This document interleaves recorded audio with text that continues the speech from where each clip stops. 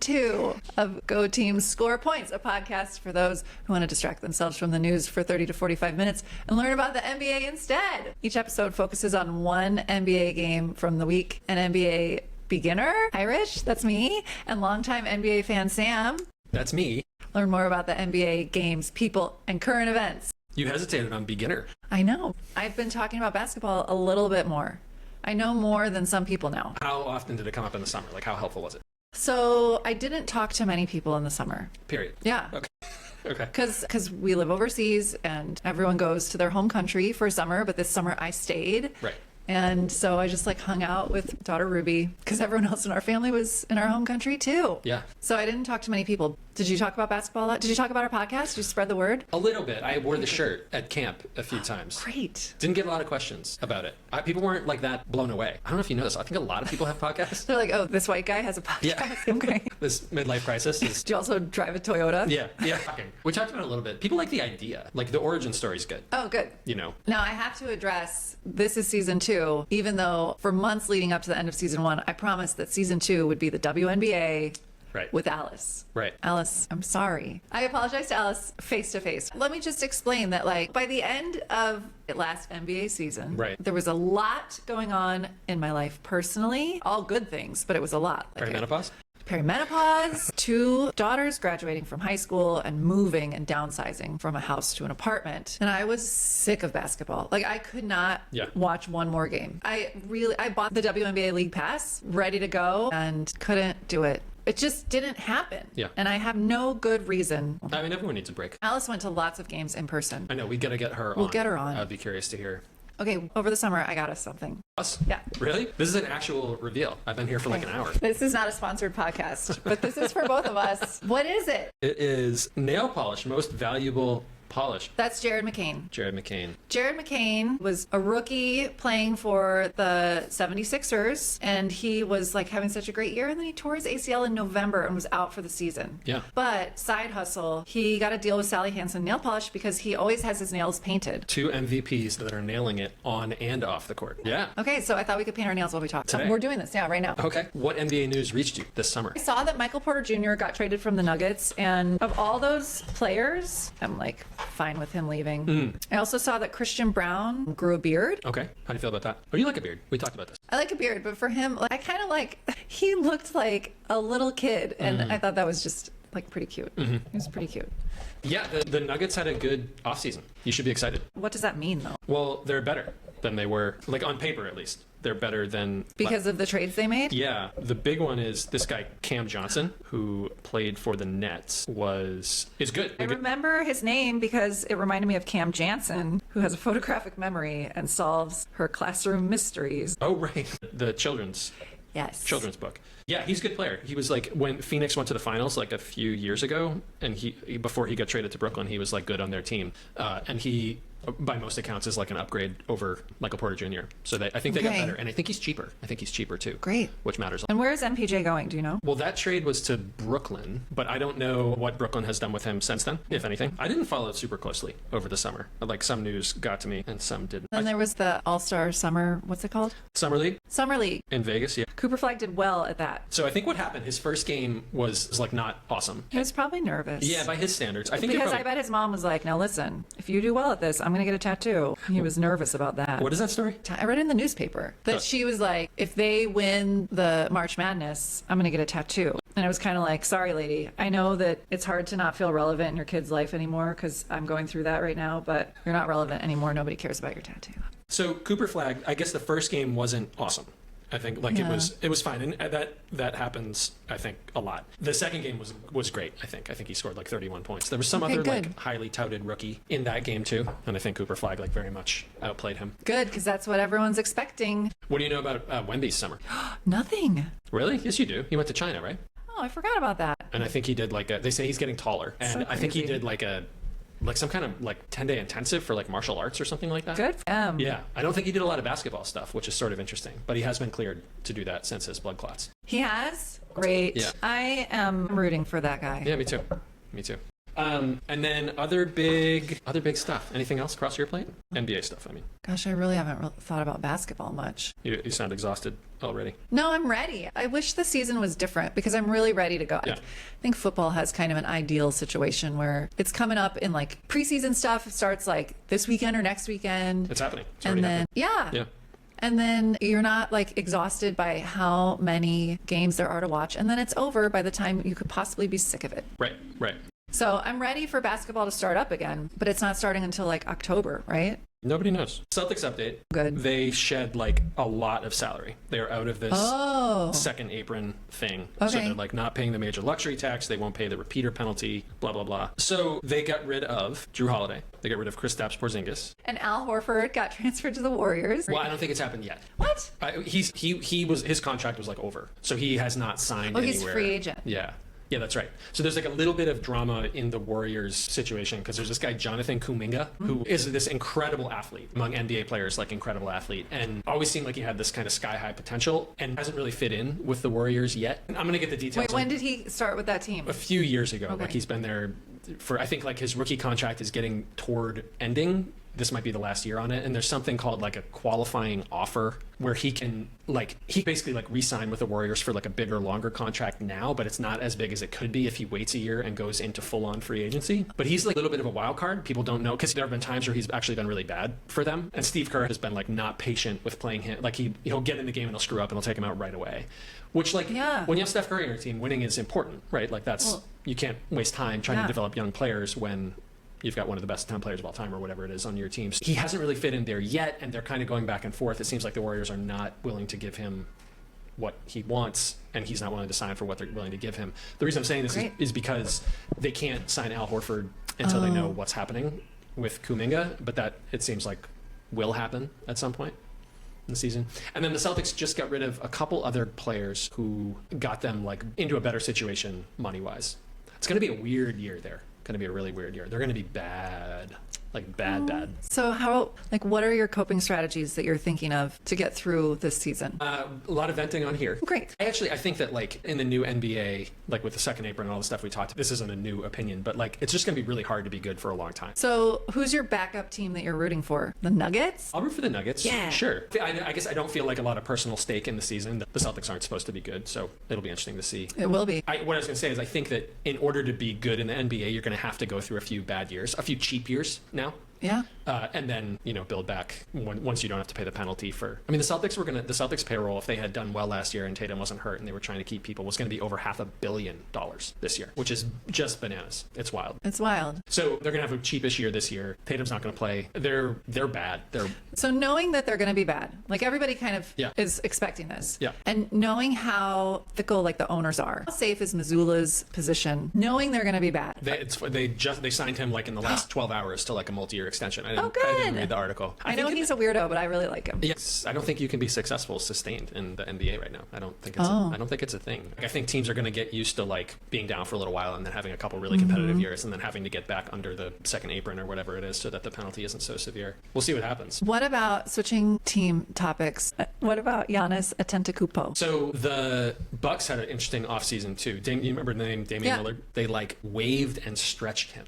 Basically, in NBA, you can't like fire somebody. If you owe them money, you need to pay it. And what the Bucks did was basically because he tore his Achilles last year. They basically were like, look, the money that you're owed, we are going to pay that to you over the next like 5 years. And it should have been like 1 or 2 or something like that years. And if you agree to that, then you can go wherever you want. Like you're basically like another team. He did. He's back. He's back with the Portland Trailblazers. He's getting a double salary. Yeah. Good job. And the same thing happened to this guy Bradley Beal, who was on Devin Booker's team on the Suns. Yeah, Devin Booker. Yeah.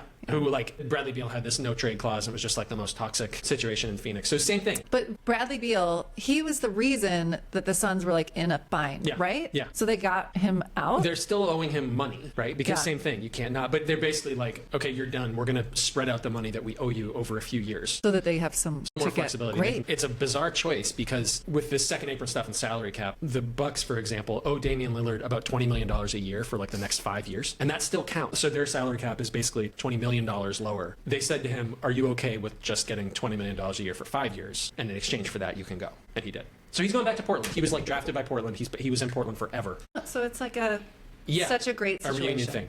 The buzz on him is that he's just like the best guy. Good. Yeah, so it's good that that's something that he wanted. Other interesting thing in Portland, and then I'll shut up, is that this guy Scoot Henderson, who you may have talked about, like he got drafted. He he didn't do his last year of high school, I think. Does this ring a bell? And like went to this the Ignite League. Yes. And is this like point guard with like so much potential. And so on his team now are Drew Holiday, who was traded to Portland, who's like one of the best defensive point guards of all time. Dame Lillard, who's one of the best offensive point guards of all time. And his coach is Chauncey Billups. Oh, that has been true, but his coach is Chauncey Billups, who is also like a championship level point guard. He played at CU Boulder or coached at CU Boulder? Yeah, you're right. You're totally right. Wow. Why do you know that? I went to CU Boulder around that time. So anyway, potentially great situation for Scoot Henderson. Great. And those two guys, Drew Holiday and Dame Lillard, I know that our media impression of them might not be reality, but are like supposed to be two of like the highest quality guys in the NBA. So pretty cool. I might be rooting for Portland a little bit this year. Yeah, pretty fun. I mean, I really like Drew Holiday. His wife had a brain tumor and had to have surgery right after their second baby was born. Yeah. It's a lot. That's a lot. Yeah. That's a lot. A little perspective on basketball. Yeah. Well, it sounds like everybody is exactly where they need to be, and it's going to be the friendliest season, the happiest season ever. Yeah, I hope so. So. Do you have any predictions for the year? Not to put you on the spot. I have high hopes for the Nuggets, of course. And August told me there's a new guy that they've drafted, Bruce Brown, who played for them before. Yes. Oh, he was a big part of their championship team. I think he's coming back. Has signed a 1-year veteran minimum deal. Good for him. Yeah, which is awesome. And good for Jokic. Yeah. So I'm looking forward to the Nuggets. Yeah. I'm excited for the people of Oklahoma. I hope that they have something to cheer for again this year. Yeah. Do you think they'll win again? Yeah, why not? You do? Yeah. Sure. I think you're probably right. So if I had to pick, it's a little bit of a stupid thing to say, but if I had to pick them or some other team, I think I would pick some other team. You know, if it was, are they going to win or is a different team going to win the championship? If it's them versus the field, as they say, I think I would take the field. But I think they probably have the best chance to win, like if you compared them with any other team. I mean, it's basically the same people. They didn't make a lot of big trades, right? Yeah, right. So they've got kind of a magical situation. Yeah. Although it does sound like Portland is building up Portland's not going to be championship level. But there are some teams. We'll talk about that in a second. But everyone said that about the Celtics too. And it's still true. No one since 2017 has repeated. Which is, I think I read this morning, is the longest stretch in NBA history. Okay. So it's time. Not only that, but in that time, no team has won more than once. It doesn't look great for Oklahoma City. You have to get very lucky too. Like they need to be healthy. Right. Right, which is not remotely a given, especially with the length of last season for them, right? They played whatever it was, more than 100 games or whatever. So it's hard, obviously. It's really hard to do. I definitely think the Nuggets got better. The Rockets. Who are they? Signed Kevin Durant. Yeah. Okay. How? He's old. Yeah. But the problem in Phoenix for Kevin Durant was that he had to be like everything. Oh, right. And in Houston, they are young and crazy athletic and an incredible defensive team. They're huge. It's like when you've got an old golden retriever and you get a puppy and suddenly the golden retriever like springs to life. I think it's more like, I don't know if I could do a dog analogy. Please try. It's like if you rode your dog to school every day. I don't know a lot about dogs, but let's go with that. If you rode your dog to school every day, and then all of a sudden you got a new, younger dog, and all that dog had to do now was walk to school with you and your new horse dog. Wait, so the dog who was carrying you to school every day now just walks next to you? Right, and makes jump shots. I think this has a lot of potential for a TV show. Okay. And I think it should be called Air Bud. Bad news. Yeah. Okay. I thought of a band name. It's Fleetwood Mac. That's a great name. Yeah, patented. I'll take it. Kevin Durant doesn't have to be the best defensive player on his team. He doesn't have to be the best rebounder on his team. The thing that Houston needed last year was end of game scoring. You know, of the history of the NBA, Kevin Durant's probably one of the best 20 end of game scorers ever. That sounds like a great recipe for winning. They're potentially going to be very, very good. The East got worse for sure. They were already so bad. So the Bucks are under this weird salary thing. I think the Bucks are actually going to be sneaky, not that bad this year, but they're not going to be championship level competition or whatever. Halliburton tore his Achilles. That's right. I saw a clip of that. Yeah. But anyway, the Celtics are going to be way worse because Tatum. The Pacers are going to be way worse because Halliburton's out. The Bucks, who knows? The Knicks and the Cavs should both be good again. I think if people were to bet, they would bet that those two teams will be first and second in the conference in some order. Orlando got a little bit better. They signed this guy Desmond Bane, who's a really good shooter, and that's something that Orlando has needed. And the Hawks, who have have the coach with the good glasses. Yeah. They got a lot better. Yeah, they're going to be really interesting. They signed Porzingis this summer, who like it sounds like the podcast that I listen to, who know people inside of the NBA, say that his health is whatever was going on with him is better. Good. Yeah. Didn't he have a virus that was like super mysterious? Yeah, that's so scary. Yeah, it was super scary. So they're going to be better, and they signed a couple other good players. I think they're going to be sneaky good this year. But like no one in the East is supposed to. You're forgetting about the Wizards. Actually, the Wizards did some kind of savvy stuff this summer. I don't know a lot of their players, but what I've heard is that they're going to be like a fun team to watch. They call them like a league pass team because they're athletic and they're exciting. Okay. I don't think they're going to be very good, like wins-loss wise, but they're also going to be in a position to make a splashy kind of free agent type signing when the time comes. They're able to make good trades, and they're not in the penalty for salary stuff. So maybe they might be good, but the East is going to be upside down. Well, like the JV, basically. Yeah. The West is loaded. Like Cooper Flagg went to the West. Yeah. That was like a big thing. Mavs. The Mavs, that's right. The Mavs. Mavs. Yeah. The Mavs should be really good. In a year or two, the Mavs will be really good. Kyrie is still recovering. Anyway, the same thing is true in the West as it was last year. There are like 7 teams or so that it wouldn't be shocking if they made the finals, like at this point. Yeah. And so the elites of the league, Thunder, Nuggets, Timberwolves. Timberwolves have made the conference finals 2 years in a row. Yeah. They didn't do a lot to get like better, but they were already pretty good. It seems like Denver got better. The Thunder, like everyone on their team is still very young. Like there's a world where they get better individually. All those guys are like ready to like take leaps or whatever. The Lakers. Oh yeah, them. Yeah, them. And then I don't know if I said the Rockets. Like there's like a lot of teams that are potentially really good. What do you know about the Lakers from the summer? You know what I know is that Luka Doncic, he got ripped. Did you see pictures? Yeah, he's just in a headspace of like, here we go. Somebody must have been like, listen, man, you're the face of the league now. Yeah. So there's all buzz about this, about how like, is this despite the Mavericks for moving off him? Right? His revenge body. His revenge body. That's right. So one guy that I heard talking about it was like, this is not the first time that Luka has come into a season in shape. Really? Like that's not new. Celtics signed Mazzulla to multi-year extension. Good job. I'm proud of him. I bet he's not proud. He's probably like, hey, they need a coach. I'm a coach. It's fine. He said, I would not be here without my faith, my wife, and my children. What is his faith? Don't know. He's got to be Catholic, right? In Boston? Yeah, probably. Lucky indoctrinated him. Hold on. Yeah. I'll look up. Catholic, devout Catholic, saying that his identity comes from his faith and purpose. All right. Guy Malik Beasley, who was like a 6 Man of the Year candidate last year, is under investigation in a federal gambling probe. Oh, I think I heard about that. It's sad. I don't know any of the details of the case at all, but like just a bummer. And he just got evicted. Ugh. So for not paying rent. And then maybe we'll get another All-Star Weekend out of this. Because you might remember, we learned that the origin of the All-Star Weekend came out of a gambling scandal. Oh, yeah. From the ashes will rise.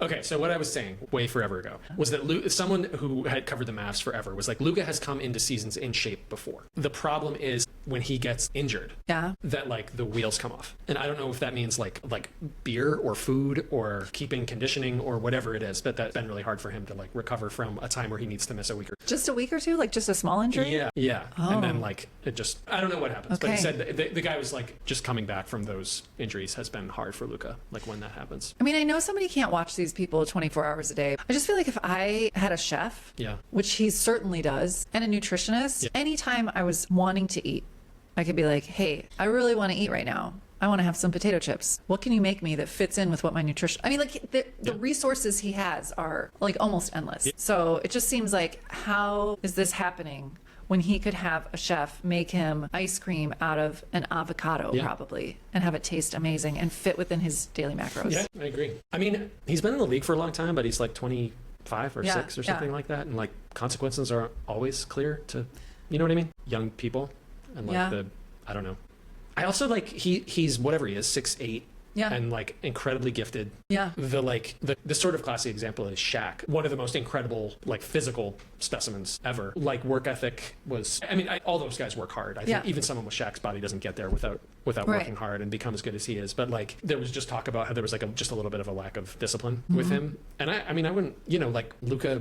I don't know. I wonder if he doesn't. I don't mean this in like a questioning way, but like Jokic caring about his horses more than a championship. Like it's a little weird, the obsession with professional sports. I mean, I know he makes a lot of money, and I know like being Luka. But like what if he just doesn't want his life to be Yeah, I guess, and also like he's doing fine. Yeah. Being a little doughy. Yeah. Incredibly successful still without like pristine nutrition. Like he can eat all those cheddar biscuits from Red Lobster. Yeah, he could. So there was like some Lakers drama this summer. There sort of always is. Great. That LeBron was a free agent and like had the chance to become like a full-on free agent, go sign wherever he wanted for however much he could get. He was like, only if you also sign Bronny. Well, so he signed with the Lakers again. Like he made that choice. Yeah, for like 2 more years or something like that. And then really quickly, his agent released some statement that was like, we know that the Lakers are like focused on winning in the long term. And we also are trying to weigh what's best for LeBron at this stage of his career. It's like super cryptic. Yeah. And kind of like what he wants to win now, you know? And it didn't make sense to me then, and it still doesn't really make sense to me. Like what was he trying to say when he said that? And like, he knows how the NBA works. Like if you're going to sign a deal with a team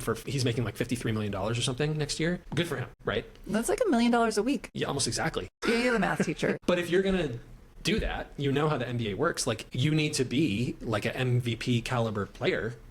And like, if you're going to sign for that much money, you can't really tell your team like, hey, I also need help. Like that's not how the finances work. Right. In the NBA, like if you're going to take up that much of the salary cap, you have to be that much of a good player to be successful. So it was very strange. And then Luka signed like an extension with the Lakers this summer. Like a ridiculous amount of money. I don't know, 175 million or something like that. And him like looking the way that he's looking right now in terms of being in shape and stuff. People are like, well, is this real, or are they going to be able to compete or not? They'll be. I mean, as always, there'll be eyes on the Lakers. Yeah, they're very popular. And then we're talking about the Warriors super quickly. They still have Jimmy Butler and Steph and Draymond Green. Those guys are old. At least Jimmy Butler and Steph Curry are over 35, and Draymond's definitely in his low to mid 30s at least, mid 30s at least, I guess. And they had some crazy record once Butler got traded to them last year. The talk is like, can they do that for a full season? They're going to need younger legs. Like there'll be some time when each of those guys is out for a couple weeks, and how are they going to hold it together? If those guys aren't out for a couple weeks, it'll be because some younger players are eating up more minutes. Someone like Jonathan Kuminga, who we were talking about before, who they can't decide if they're willing to pay or not. So I don't know. It's going to be interesting to watch the West this year and see if they, I don't know, see if they're going to be good. Any of those older teams are going to be good. Yeah. The Clippers also signed a bunch of old players. There's some joke about how the Clippers now are starting like the 2017 All-Stars or something, or something like that. But anyway, they made some good moves, but they're old. We'll see. But like, what are we going to talk about for the next 2 months now? No, maybe we need to get educated. We can do a deep dive on the team, the changes they made. Yes, and I think we should have Andrew back on. Don't you think? Evaluate the draft a little bit. Yeah. I think the Sixers might actually sneaky be kind of good, but maybe it would make sense to have Anthony on and see how he's feeling. Okay. We should check back in with our people about the... Oh, yeah. I would love to talk to Hannah. Yeah, we should talk to Hannah because she does have funny things to say always about the Nuggets. And then, I don't know. You do fantasy basketball. Is that a thing? Yeah. People do that? Yeah. Who? Lots of people. Go to ESPN.com and... We could start our own bracket? I don't want to do it. Why wouldn't you want to do it? Because I don't know. I mean, sure, I can do it. Well, I don't understand how. I know nothing about it. There's trades and stuff? Sure. So the basic premise is like your team, you draft a team. Okay. And then you get points for the stats that the players on your team put up. In that week. And you're playing against another team in your league. And the team that gets more points. How much do I have to figure out? Like, I mean, if I would draft a team and then just like each week watch them. Sure. And somebody else is like, you won this week. Yeah. You can do that for sure. Okay. You also you can make decisions about who's going to play when, which, I mean, you can just draft a team and let it sit there. That's fine. And like, just let it go. That's fine too. Our family has like a fantasy football league. Yes. And I'm always like, I'm in. This year I'm in. And I never, like the computer auto drafts for me because it's 12 hours different. Yeah. And then I don't do anything throughout the whole year. And there are emails that like, it's become a tradition for me to lose to Sam's team where he's sitting 3 of his starters or whatever, but he still somehow figured. So you don't like have to do anything. Okay. Once you have a team, there are all kinds of levels you can go to. Like fantasy sports is, because it's about individual stats, is all actually about like matchups. So if a guy on your team is playing, even if he's really good, is playing a defense that's excellent, then the stats aren't going to be as good. You know what I mean? Mm-hmm. And so you wouldn't want to play that guy that week. But there are all kinds of levels. You can just join some open league on ESPN. Oh. Talk trash to they could be guests. It's a good idea. I mean, it wouldn't start for quite a few weeks. That's true. Jason Tatum went to Patriots preseason and was not in a walking boot. I read that. After he tore his Achilles. That's good. It's so sad. It's pretty sad. Why do you think these guys are tearing their Achilles? I don't know. I think for him and Halliburton, it was they were playing so hard and so much. Yeah, I think that's got to be it, right? I would assume. Halliburton said he just thought it was bad luck. I mean, that's the other thing. It could be bad luck. I wonder if it's statistically significant. You know what I mean? Our increased awareness of Achilles tears, I wonder if it actually is real, that it's happened statistically more frequently, or if it's just like some high caliber or high profile people. There's no way to know. Probably not.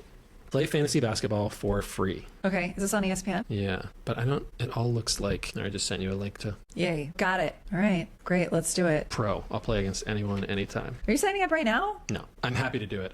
I like never keep up with fantasy sports the times that I've been in leagues. I guess like who do we want to pull into our podcast? Who are we advertising to? Beginners. Yeah. I think. All right.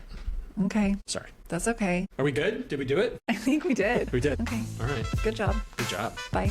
Bye. Thank you for listening to Go Team Score Points. Today's episode was edited by Irish. Information for this episode came mostly from ESPN. You can reach us at goteamscorepoints@gmail.com. Next week, we might have a special guest. See you then.